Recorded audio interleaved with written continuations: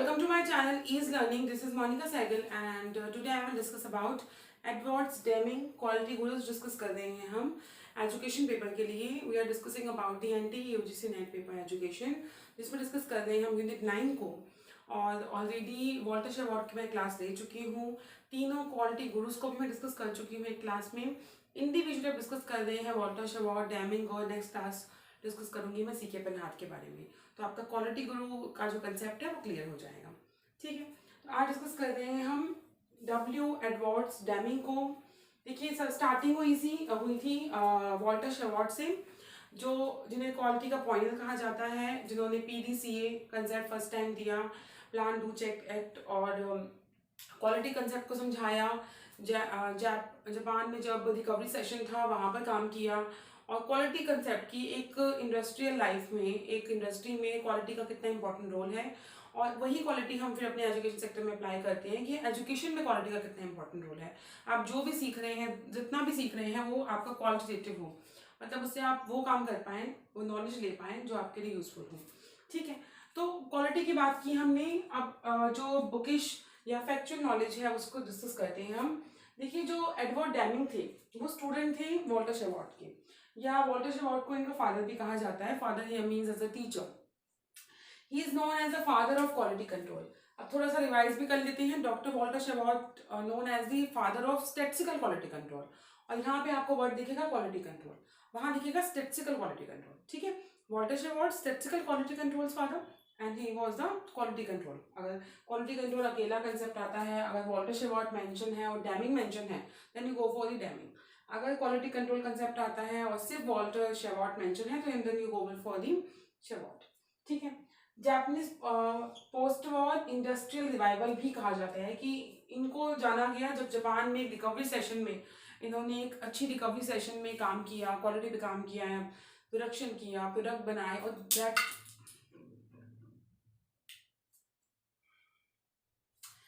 Should be qualitative. ठीक है, ही reproduce damming cycle. इन्होंने जो साइकिल बनाई, या इनका जो डैमिंग व्हील कहा जाता है, डैमिंग साइकिल. डैमिंग क्या है, इनका नाम है. ठीक है, डैमिंग क्या है, इनका नाम है. तो डैमिंग साइकिल के नाम से आया. PDCA cycle. देखिए, PDCA plan do check act. Plan कीजिए, फिर करिए, चेक कीजिए उसे, और एक्शन लीजिए. ठीक है, प्लान डू चेक एक्ट दिया किसने था, शेवार्ट ने. ओरिजिनल कंसेप्ट किसका था, शेवार्ट का. उसे पॉपुलर किया डैमिंग ने, और जिसने पॉपुलर किया उसी के नाम पे डैमिंग व्हील, डैमिंग साइकिल के नाम से इसे जाना गया. Focus on the improvement of product and services. इन्हें नाम ही इनका जाना जाता है कि प्रोडक्ट और सर्विस में इंप्रूवमेंट करनी है. Reducing uncertainty and variability in designing and manufacturing the product. जब भी हम मैन्युफैक्चर करते हैं प्रोडक्ट, तो उसमें जो अनसर्टेनिटी है कि भाई हमें पता नहीं, अनसर्टन मीन्स की कुछ चीज़ निश्चित नहीं है, अनिश्चित जो है, या कह सकते हैं कि पता नहीं कि नेक्स्ट स्टेप में क्या हो जाए. वेरिएबिलिटी, जो वेरिएबल्स हम फेस करते हैं, उसको जितना हो सकता है रिमूव करना, और उसके लिए पहले से ही प्लान बना के रखना. We follow unending cycle, Deming wheel. अब एक साइकिल भी अगर आ सकता है क्वेश्चन कि इसी तरीके से नाम दे देंगे और आपको बताना है कि कौन सा पार्ट इंक्लूड है. रट्टा नहीं लगाना. बहुत सा कंसेप्ट हमने करने हैं तो हमें रट्टे नहीं लगाने, हमें सिर्फ कंसेप्ट फॉर्मेशन की तरफ जाना है. सबसे पहले देखो, आप एक मैन्युफैक्चर हो तो, और आप एक प्रोडक्ट बना रहे हो. अभी एजुकेशन सेक्टर में बात करेंगे, अभी फैक्चुअल इन्फॉर्मेशन की बात करते हैं. आप एक मैन्युफैक्चर हो, आपको प्रोडक्ट बनाना है, तो आप क्या करोगे, पहले प्रोडक्ट का डिजाइन बनाएंगे. आपके माइंड में एक डिजाइन होगा, या आपके माइंड में एक प्रोडक्ट होगा कि जिसपे आपको काम करना है. अगर आप पेन भी बना रहे हो तो आपके माइंड में एक पेन की शेप होगी, या किस टाइप का आपको पेन बनाना है, कोई डिजाइन आपके माइंड में होगा. The first one is design the product. Plan its manufacture. कैसे असेंबल करेंगे, मैन्युफैक्चर कैसे करेंगे, अपने आइडिया को रियलिटी में कन्वर्ट कैसे करेंगे आप. Collect data, test it and control the process. उसके लिए आपने डेटा कलेक्ट किया कि कैसे कैसे हो सकता है, उसे टेस्ट किया, इज इट पॉसिबल, पॉसिबल है तो क्या करेंगे आप, कंट्रोल करेंगे कैसे, किस तरीके से करेंगे हम. Record and follow. फिर हमने एक्चुअली में रिकॉर्ड किया, फॉलो किया. Perform survey and research continuously. मतलब आप फिर परफॉर्म करेंगे और कॉन्टिन्यूसली रिसर्च वर्क भी करेंगे. देखिए, स्टार्टिंग जब हुई थी ना प्रोडक्शन से, तो रिसर्च और कस्टमर चॉइस की ज़्यादा इंपॉर्टेंस नहीं थी.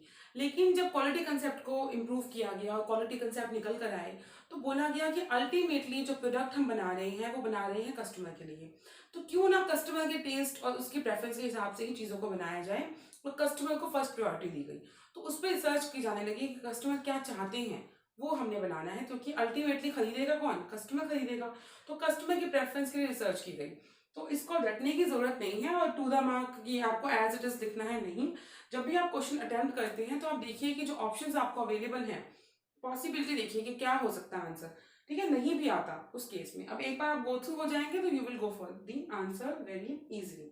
Design the product, plan its manufacture, collect data, record, then last में रिसर्च वर्क आप जरूर करेंगे। This is called as Deming wheel, ठीक है। टूल हमने वहां पे भी डिस्कस किए थे, जिसमें कंट्रोल चार्ट था शेवॉट का, ठीक है। साथ साथ रिवीजन करोगे ना तो इजी हो जाएगा आपको। कंट्रोल चार्ट, वीडियो लेक्चर्स देखिए, अपने कंसेप्ट फॉर्मेशन पे काम कीजिए, सुनिए, नहीं देख सकते तो सुन लीजिए। तो जैसे जैसे आपके माइंड में, आपके कानों में कुछ चार चीज़ें जाएंगी तो आपको कहीं ना कहीं आपके अनकॉन्शियस माइंड में वो याद रहेंगी। बहुत सारी बुक्स हैं, पीडीएफ में आपके लिए भेज रही हूँ ताकि आपकी हेल्प हो जाए, लेकिन फिर भी वीडियो लेक्चर्स देखिए और सुनिए और कंसेप्ट फॉर्मेशन की तरफ जाइए। एक बार सुनेंगे, दो बार सुनेंगे, तीसरी बार सुनने से उसे याद हो जाएगा आपको। तो जब बहुत सारा सिलेबस इकट्ठा आप करेंगे, एक साथ करेंगे, तो आपको काफ़ी कंसेप्ट फॉर्मेशन हो जाएगी, ठीक है।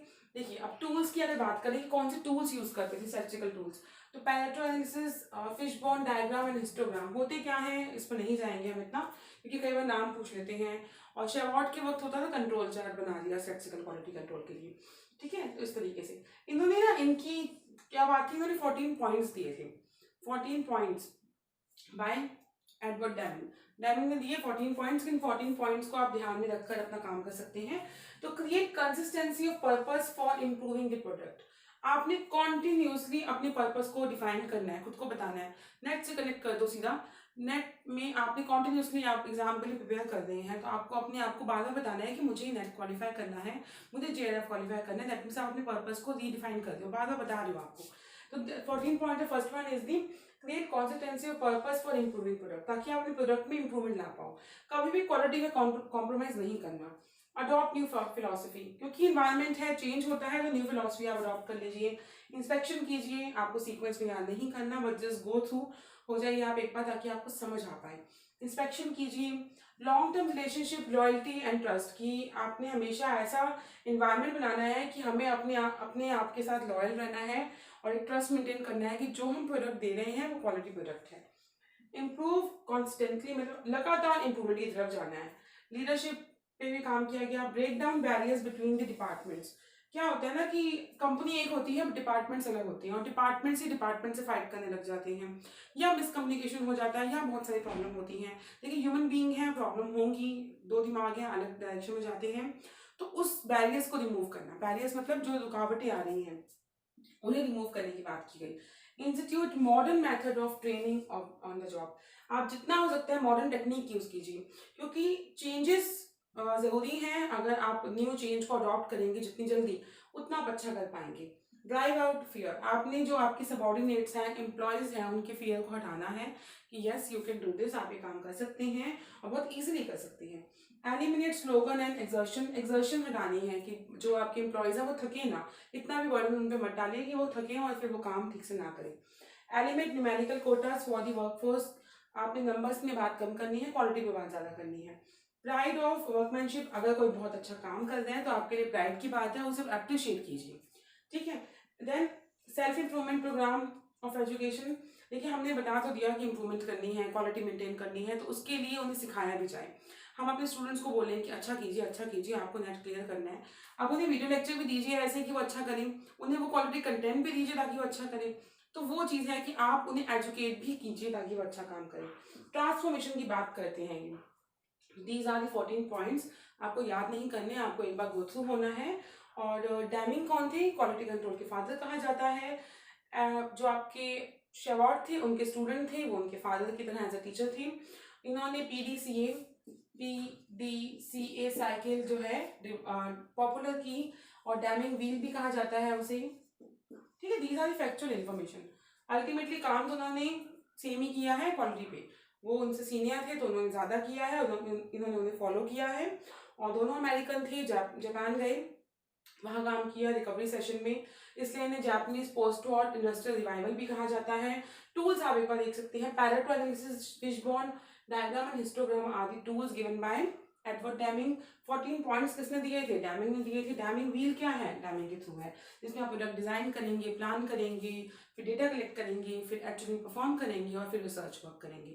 ठीक है, 14 पॉइंट्स भी एक बार देख लेते हैं कि हमने कॉन्स्टेंटली इंप्रूव करना है, इंस्पेक्शन करनी है, न्यू फिलॉसफी अडॉप्ट करनी है, लीडरशिप करनी है, और लॉयल्टी और ट्रस्ट मेंटेन करना है, बैरियर्स रिमूव करने हैं, फियर को हटाना है, एलिमिनेट करनी है एक्सर्शन, और वर्कमैनशिप, प्राइड ऑफ वर्कमैनशिप की जो आपके लिए काम कर रहे हैं उन्हें प्राइड मूवमेंट दीजिए, transformation, these are the 14 points given by the damming.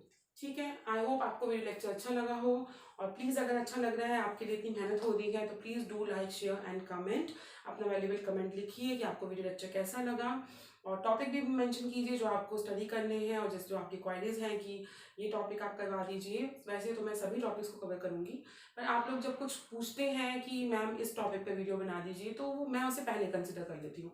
Otherwise एक अच्छी स्पीड से आपका सिलेबस चल रहा है, डेली क्लासेस अवेलेबल होती हैं आपको, संडे पे भी क्लासेस अवेलेबल होती हैं, तो डेली वीडियो लेक्चर्स मिल रहे हैं। उन वीडियो लेक्चर्स की हेल्प से आप अपने कंसेप्ट को क्लियर कर सकते हैं। जो भी चैनल के साथ नए हैं, प्लीज़ सब्सक्राइब कीजिए चैनल को and hit the bell icon for latest update. Thank you so much.